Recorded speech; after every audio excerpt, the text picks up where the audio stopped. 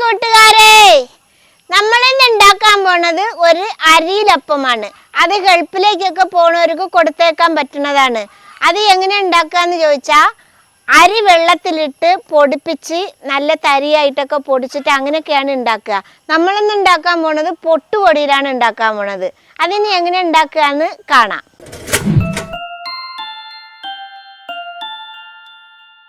ഇതിൽ ഞാനിപ്പോൾ എടുത്തിട്ടുള്ളത് നമ്മളെ വീട്ടിൽ പൊടിച്ച് വറുത്ത പുട്ടുപൊടിയാണ്. 2 കപ്പ് എടുത്തിട്ടുണ്ട്. അതിലേക്ക് ഒരു 5 വല്ലം ശർക്കര എടുത്തിട്ടുണ്ട്. പിന്നെ ഒരു 1/2 സ്പൂണ് പെരുംജീരകം, 1 സ്പൂണ് ചെറിയ ജീരകം, 1 സ്പൂണ് കരിഞ്ജീരകമാണ് എടുത്തിട്ടുള്ളത്. പിന്നെ 2 കപ്പ് തേങ്ങ ചിരണ്ടിയത് അത് എടുത്തിട്ടുണ്ട്. അതിൽ ഇനി നമുക്ക് ഈ പൊടിയിൽ ഈ പുട്ടുപൊടി നമ്മൾ വറുത്തതല്ലേ, അപ്പോൾ അതിന് നമുക്കൊരു പശപ്പശപ്പ് കിട്ടാൻ വേണ്ടിയിട്ട് ഞാൻ ഒരു 3/4 കപ്പ് മൈദപ്പൊടിയും എടുത്തിട്ടുണ്ട്. ഇനി നമുക്ക് ജീരകങ്ങളൊക്കെ ഒന്ന് വറുത്തെടുക്കാം. നമുക്ക് ചട്ടി അടുപ്പത്ത് വെച്ചിട്ടേ ഒന്ന് കത്തിക്കാം. ഇതിപ്പോൾ ചട്ടി ചൂടായിട്ടുണ്ട്. നമുക്ക് ജീരകങ്ങളൊക്കെ ഇതിലിട്ടൊന്ന് ചെറുതായിട്ട് വറുത്തെടുക്കാം. എല്ലാം ഒന്നിച്ചിട്ടങ്ങ് ഇടാം.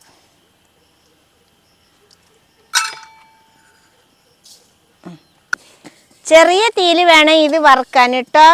ഒന്ന് ചൂടാകുമ്പോഴത്തേക്ക് അതൊക്കെ ഒന്ന് പൊള്ളച്ച് പൊട്ടി വരും. അപ്പോഴത്തേക്ക് നമുക്ക് എടുക്കാം. ചെറിയ തീ വെക്കാൻ പറയുന്നത് കരിഞ്ഞു പോവും, അതുകൊണ്ടാണ്. കരിഞ്ഞാൽ പിന്നെ ഒന്നിനും കൊള്ളത്തില്ല. ഇനി നമുക്ക് ഇറക്കി വെക്കാം. അത് വറുത്തിട്ട് വേറൊരു പാത്രത്തിലേക്ക് എടുത്തു വെച്ചാൽ ഇനി അത് അവിടെ ഇരുന്നോട്ട്.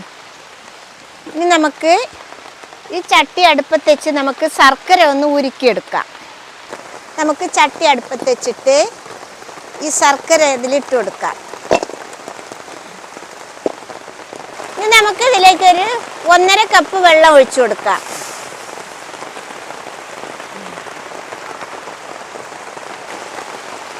ഇത് നന്നായിട്ടൊന്ന് ഉരുകി വരട്ടിട്ട്, നമ്മൾ ഈ ശർക്കര ഉരുക്കണ വെള്ളം കൊണ്ടാണ് പൊടി കുഴക്കുന്നത്.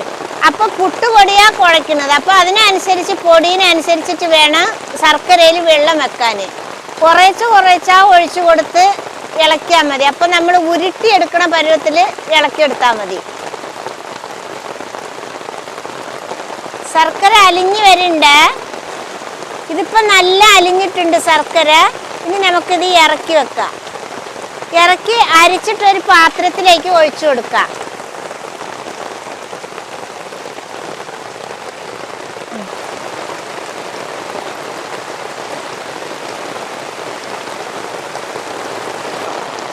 നമ്മുടെ ശർക്കര ഉരുക്കൽ കഴിഞ്ഞ് ഇത് നമുക്ക് ഈ മാവ് ഒന്ന് കുഴച്ചെടുക്കാം. പൊടി നല്ല തരിയുള്ള വറുത്ത പൊടി ആയതുകൊണ്ട് നോക്കി പാകത്തിന് വേണം വെള്ളം ഒഴിച്ച് ഉരുട്ടിയെടുക്കാൻ. ഇത് കണ്ടില്ലേ, 2 കപ്പ് പൊടിയാണ്. നല്ല തരിയുള്ള പുട്ടുപൊടി കണ്ടില്ലേ. ഇതാ, ഇനി നമുക്കിതിൽ ഇട്ടിട്ടേ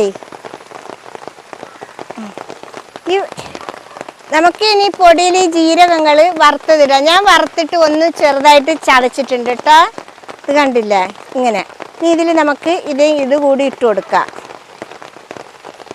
നമുക്കിതിലൊരു 1/4 സ്പൂണ് ഉപ്പും കൂടി ഇട്ട് കൊടുക്കാം.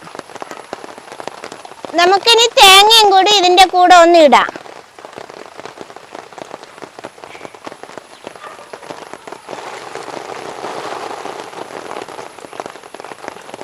ഇനി നമുക്ക് നന്നായിട്ട് ഇതൊന്ന് ഇങ്ങനെ കുഴച്ച് കൊടുക്കാം.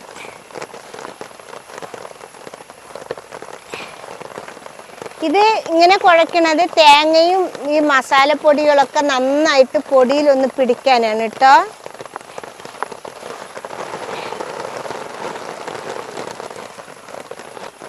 ഇത് കണ്ടില്ലേ, ഇത് ഒന്ന് ഇതായി കഴിഞ്ഞു. ഇനി നമുക്ക് ഇതിൽ മൈദപ്പൊടിയും കൂടി ഒന്ന് ഇട്ട് കൊടുക്കാം. ഇങ്ങനായി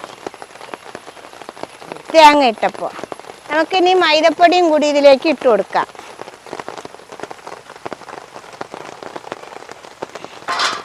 അതുകൂടി ഇതിലൊന്ന് ഇതേപോലെ നമുക്ക് കുഴച്ചെടുക്കാം. നമ്മളിത് 2 കപ്പ് അരിപ്പൊടിയാണ് എടുത്തിട്ടുള്ളത്. അത് നനയുമ്പോൾ കൂടി വരും. കണ്ടില്ലേ, നല്ല വറുത്ത പൊടിയായിരുന്നു, അതുകൊണ്ടാണ് ഇങ്ങനെ കൂടി വരുന്നത്. പിന്നെ 2 കപ്പ് തേങ്ങ, 3/4 കപ്പ് മൈദപ്പൊടി, നല്ല മഴ ഉണ്ട് കേട്ടോ. മഴയുടെ സൗണ്ട് പൊടുപൊടുന്ന് കേൾക്കണ്, പേടിക്കണ്ട കാണുന്നവര്. മൈദപ്പൊടി, തേങ്ങ, മസാലകൾ, നമ്മുടെ അരിപ്പൊടിയും പാടെ നന്നായിട്ട് മിക്സായി കഴിഞ്ഞു. ഇനി നമുക്കിതിൽ ഈ ശർക്കര ഉരുക്കി വെച്ചത് ഒഴിച്ചിട്ട് വേണം നന്നായിട്ട് കുഴയ്ക്കാൻ. ചൂടോടെ വേണം കുഴയ്ക്കാൻ. കുറേച്ചായിട്ട് ഇതുപോലെ ഒഴിച്ചു കൊടുത്താൽ മതി.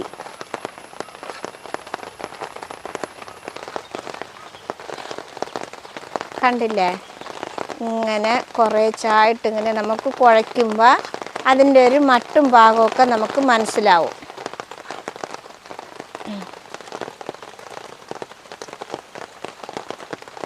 ചൂട് കുറച്ച് ആറിയിട്ടുണ്ട് കേട്ടോ. അപ്പം നമുക്ക് കൈകൊണ്ട് തന്നെ കുഴച്ച് കൊടുക്കാം.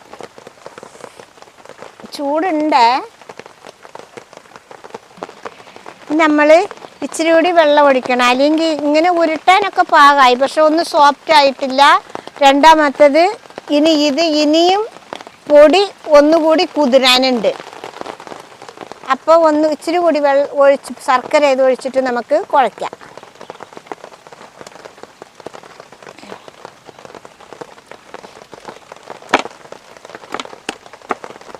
ഇത് ഞാൻ ഒന്ന് കുഴച്ചിട്ടുണ്ട്. ഇനി നമുക്കൊരു 5 മിനിറ്റ് എടുത്ത് വെക്കാം. അതെന്തിനാന്ന് പറഞ്ഞാൽ ഈ പുട്ടുപൊടിയുടെ തരി കുതിരാൻ വേണ്ടിയിട്ടാണ്. കുതിർന്നില്ലെങ്കിൽ കല്ല് പോലെ ഉണ്ടാവും, അതുകൊണ്ടാണ് കുതിരാൻ. ഒരു 5 മിനിറ്റ് ആകുമ്പോൾ ഒന്നുകൂടി കുതിരും. അപ്പോൾ ഇച്ചിരി കൂടി വെള്ളം ഇത് ഒഴിച്ചിട്ട് കുഴയ്ക്കേണ്ടി വരും. അതെടുത്ത് മാറ്റി വെക്കാം ഒരു 5 മിനിറ്റ്. ഇപ്പോഴത്തെ സ്ഥിതിക്ക് ഞാൻ പാകത്തിനാണ് കുഴച്ചിട്ടുള്ളത്. ഒരു 5 മിനിറ്റ് കഴിഞ്ഞ് നമ്മൾ നോക്കുമ്പോൾ ഒന്നുകൂടി കട്ടിയായിട്ടുണ്ടാവും, ഈ പൊടി ഒന്നുകൂടി കുതിർന്നിട്ട്. അപ്പം നമുക്കത് മൂടി വെച്ച് 5 മിനിറ്റ് വെയിറ്റ് ചെയ്യാം. ഇപ്പം കണ്ടില്ലേ, നല്ല കട്ടിയായി. നമ്മൾ നേരത്തെ കുഴച്ച് വെച്ചതിനേക്കാളും ഒന്നുകൂടി കട്ടിയായി. അപ്പം നമുക്ക് ഇത് ഒന്നുകൂടി ഇച്ചിരി കൂടി ശർക്കര ഒരുക്കിയ വെള്ളമുണ്ട്, അത് ഒഴിച്ചിട്ട് ഒന്നുകൂടി നമുക്ക് ഇളക്കാം. നമ്മൾ കുഴയ്ക്കുമ്പോഴേ ഇച്ചിരി വെള്ളം കൂടിയതുപോലെ തോന്നിയാലും കുഴപ്പമൊന്നുമില്ല കേട്ടോ.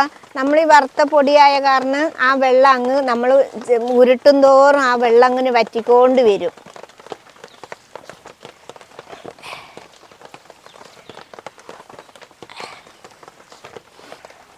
ഇനി ഇത് നമ്മൾ കുഴയ്ക്കുമ്പോൾ നല്ല പാകത്തിന് വരും കേട്ടോ.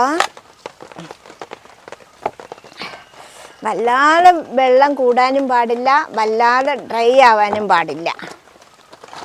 അപ്പം കഴിക്കാനൊരു സുഖം ഉണ്ടാവില്ല.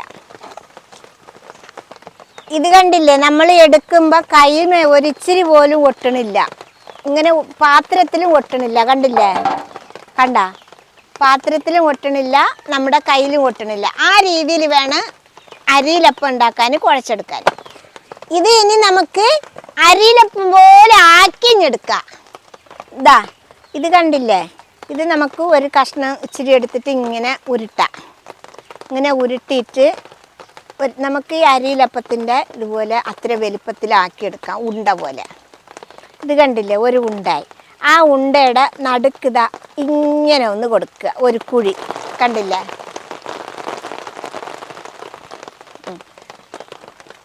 അതേപോലെ നമുക്ക് എല്ലാം അങ്ങനെ ചെയ്തെടുക്കാം.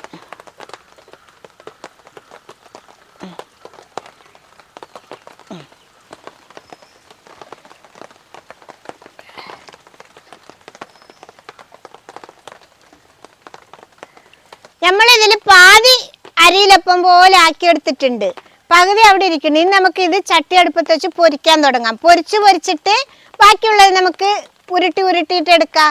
അപ്പം ആദ്യം നമുക്കൊരു ചട്ടി അടുപ്പത്ത് വെക്കാം. ചട്ടി ചൂടായാൽ നമുക്കിനി എണ്ണ ഒഴിക്കാം. അരിയിലപ്പം പൊരിക്കാൻ തോനെ എണ്ണ വേണം കേട്ടോ. ഇനി നമുക്കിതിൽ ഫസ്റ്റ് ട്രിപ്പ് ഒന്ന് ഇട്ട് കൊടുക്കാം. എണ്ണ നന്നായിട്ട് ചൂടായിട്ടുണ്ട്.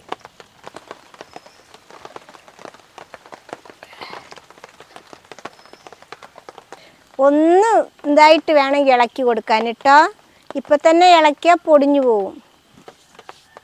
ഇനി നമുക്കൊന്ന് ഇളക്കി കൊടുത്തു വെക്കാം. കണ്ടില്ലേ പൊരിഞ്ഞു വരുന്നത്.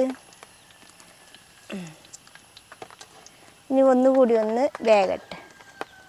നമ്മുടെ അരിയിലപ്പം ഉണ്ടാക്കൽ കഴിഞ്ഞിട്ടോ. ഇനി നമുക്കിത് കോരിയെടുക്കാം. കണ്ടില്ലേ, ഈ കളർ വരണം കേട്ടോ.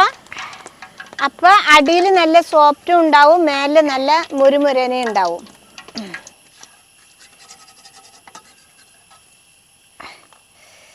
ഓക്കേ, നമ്മുടെ അരിയിലപ്പം ഉണ്ടാക്കൽ കഴിഞ്ഞേ.